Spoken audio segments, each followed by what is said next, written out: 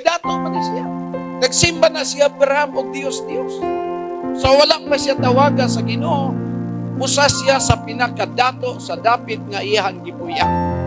Nagsimba silang mga Dios-Dios, daghan silang mga blessing, apan miabot siyang kinabuhi. Wa man ko mag-ingon nga ang Ginoo si Abraham nangita sa Ginoo. Pero sa katarungan nga si Abraham, daghang mga Dios-Dios, nagpasabot na nga ang iyang kasing-kasing nangita sa Diyos. Kinibit ang mga tibutig nga Katoliko. Mga uhaw man na. Tungod sa ilang kauhaw, bisag unsa na lang ang ilang pagsimba. Kana kita ba yan, basta normal ka mo, inom ang tagtubig. Ano yung pinirado ato? Pero uhaw na yun.